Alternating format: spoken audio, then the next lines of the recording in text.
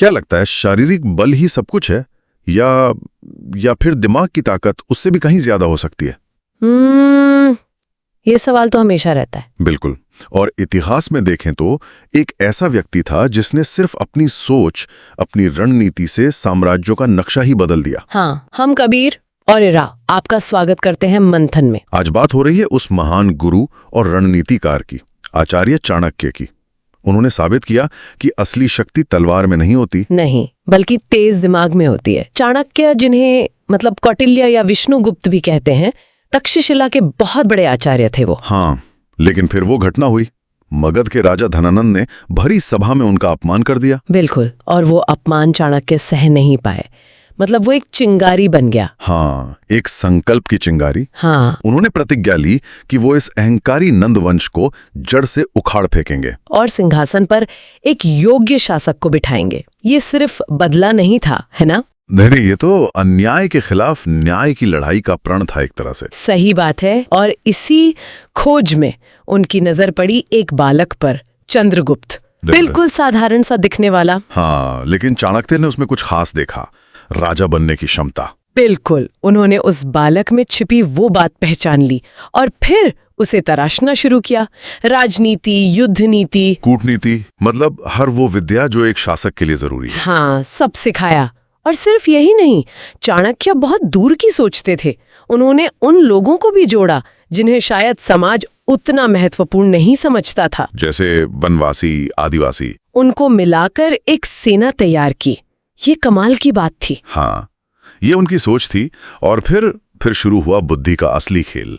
चाणक्य ने अपनी रणनीतियों से, अपनी कूटनीति से धनानंद की इतनी बड़ी सेना को मात दे दी। हाँ, ये सबूत था कि बड़ी संख्या बल या हथियार, इनसे ज्यादा जरूरी है सही रणनीति, तेज दिमाग। और फिर करीब 321 ईसा पूर्व उन्होंने चंद्रगुप्त मौर्य को मगध का सम्राट बनाया, मौर्य साम्राज्य की नींव रखी। भारत के इतिहास का वो एक सुनहरा अध्याय, उसकी शुरुआत हुई। और वो सिर्फ चंद्रगुप्त के ही नहीं, उनके बेटे बिंदुसार के भी मुख्य सलाहकार रहे। मतलब किंग मेकर के साथ साथ मार्गदर्शक भी। बिल्कुल, चाणक्य का तो मानना ही यही था कि युद्ध सिर्फ हथियारों से नहीं जीते जाते। हाँ, बुद्धि का एक छोटा सा दाव वो भी जीत दिला सकता है। असली लड़ाई तो दिमाग से होती है। वही उनकी सबसे बड़ी ताकत थी, उनकी सोच। और उन्होंने सिर्फ साम्राज्य ही नहीं बनाए, उन्होंने हमें अर्थशास्त्र और चाणक्य नीति जैसे ग्रंथ भी दिए हैं। हाँ, जिनमें शासन, समाज, अर्थव्यवस्था, जीवन जीने के इतने गहरे सूत्र हैं। और कमाल की बात यह है कि वो आज भी उतने ही प्रासंगिक हैं, हमें रास्ता दिखाते हैं। सही कहा। और ये सीख तो हम सब अपने जीवन में उतार सकते हैं ना। बिल्कुल, मुश्किलें तो आती हैं, चुनौतियां भी होती हैं, पर सिर्फ ताकत दिखाने से या गुस्से से बात नहीं बनती। नहीं, चाणक्य की तरह अगर ठंडे दिमाग से सोचें, सही रणनीति बनाएं, हाँ, धैर्य रखें, तो बड़ी से बड़ी मुश्किल भी हल हो सकती है। सोचिए, अपमानित होने के बाद भी उन्होंने हार नहीं मानी, अपनी बुद्धि से अपना लक्ष्य हासिल किया। वही धैर्य और बुद्धिमत्ता, यही असली हथियार हैं। शायद इसीलिए कहा गया है, बुद्धिर्यस्य बलम तस्य। बिल्कुल, जिसके पास बुद्धि है, असल में बल उसी के पास है।